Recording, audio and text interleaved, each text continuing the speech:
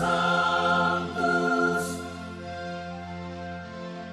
Sanctus, Sanctus Dominus Deus Sabaoth.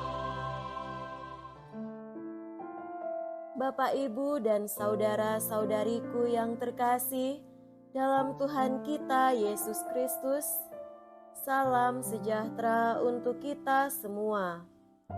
Berkat Allah yang Maha Kuasa senantiasa menyertai kita. Hari Minggu tanggal 29 Desember tahun 2024 adalah Pesta Keluarga Kudus Yesus, Maria, Yusuf. Marilah kita mendengarkan dan merenungkan bacaan-bacaan kitab suci.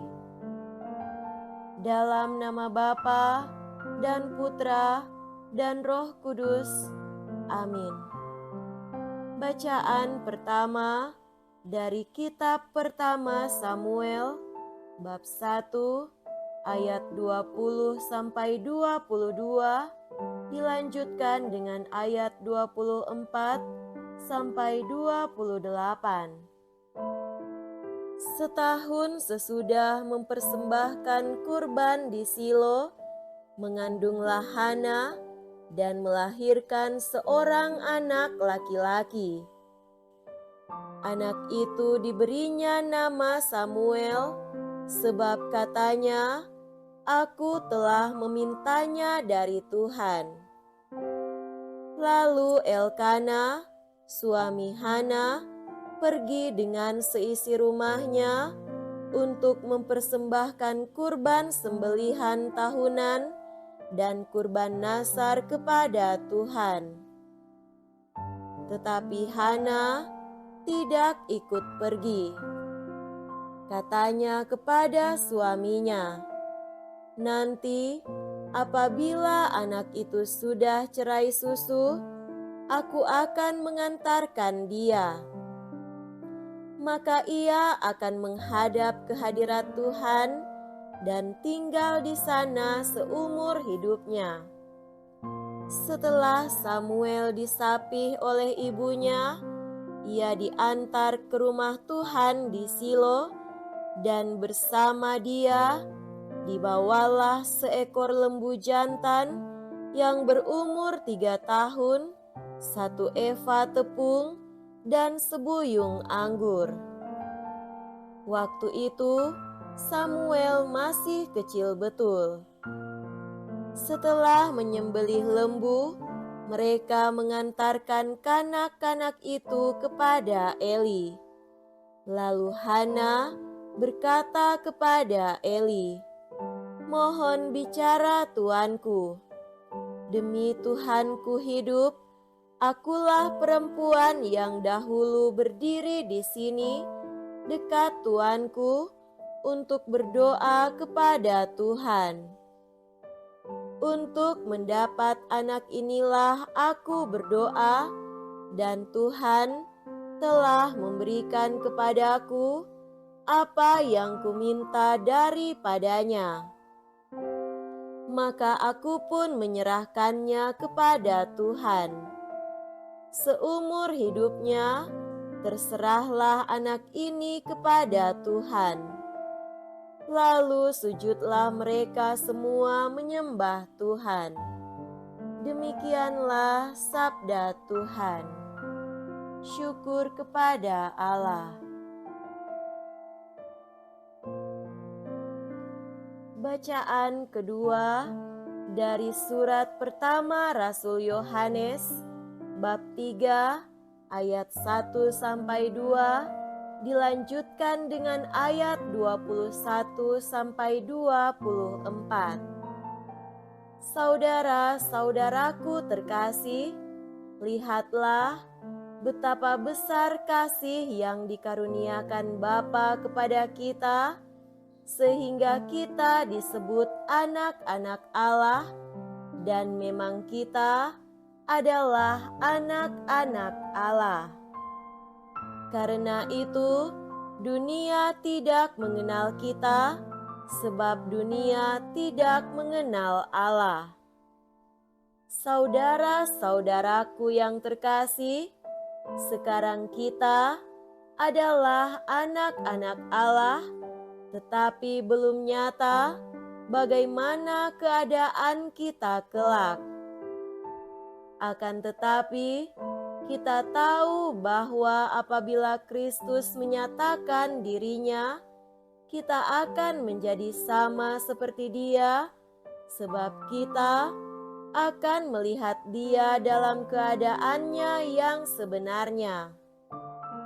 Saudara-saudaraku yang terkasih, jikalau hati kita tidak menuduh kita, maka kita mempunyai keberanian penuh iman untuk mendekati Allah.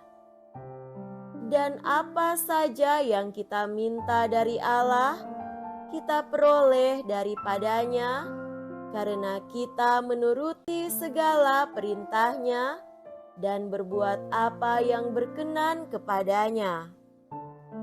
Dan inilah perintahnya itu, yakni supaya kita percaya akan nama Yesus Kristus Anaknya, dan supaya kita saling mengasihi sesuai dengan perintah yang diberikan Kristus kepada kita. Barang siapa menuruti segala perintahnya, ia diam di dalam Allah, dan Allah di dalam dia.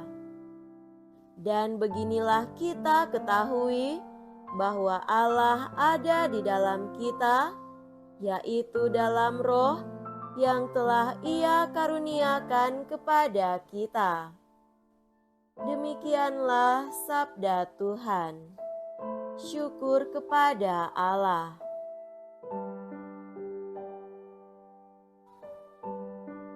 Semoga Tuhan beserta kita sekarang dan selama-lamanya. Inilah Injil suci menurut Santo Lukas. Dimuliakanlah Tuhan.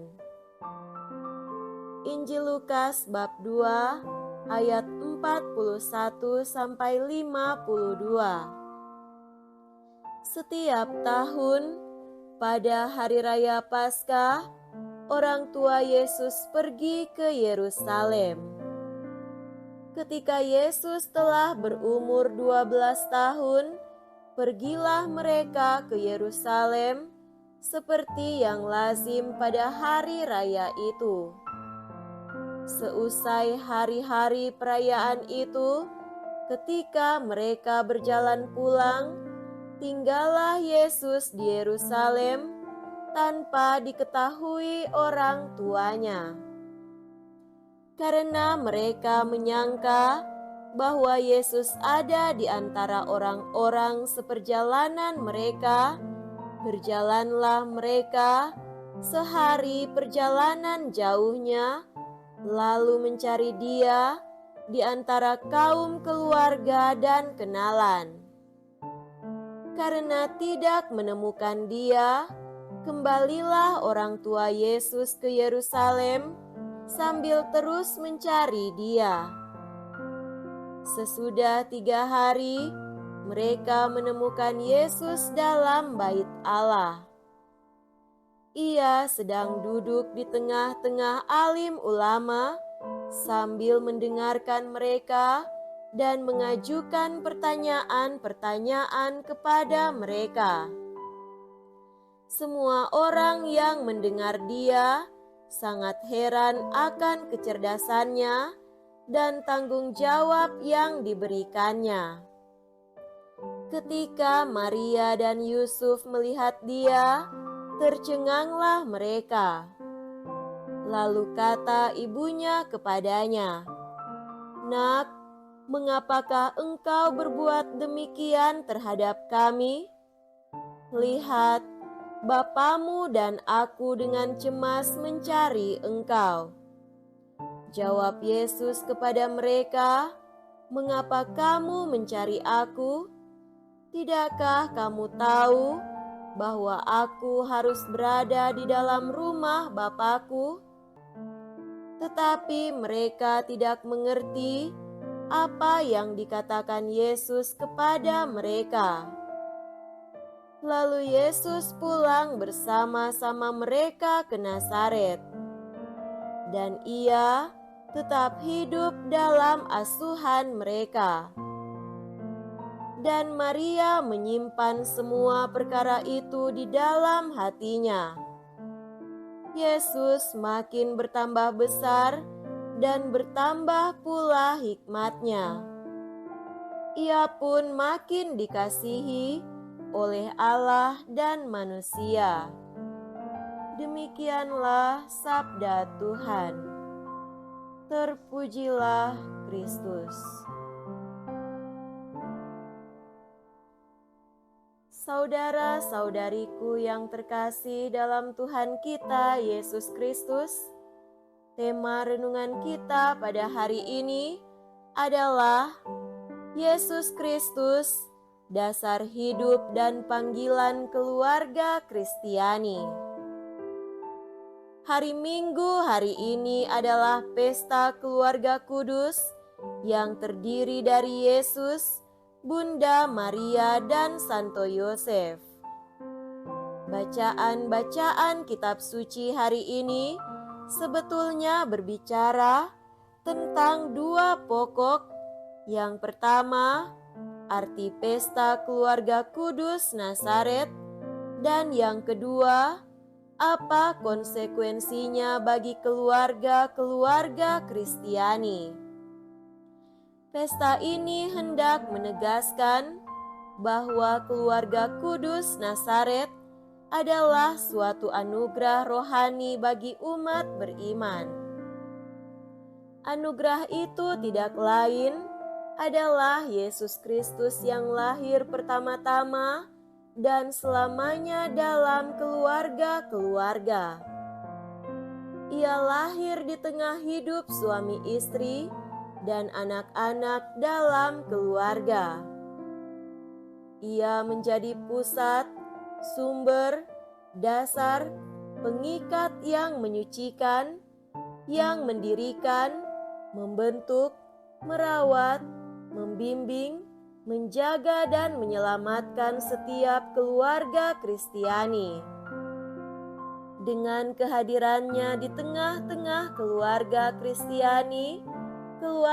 Kristiani dipanggil menjadi rasul, misionaris, dan saksi tentang kelahiran dan keberadaan Yesus Kristus itu bagi setiap keluarga yang lain dalam sejarah.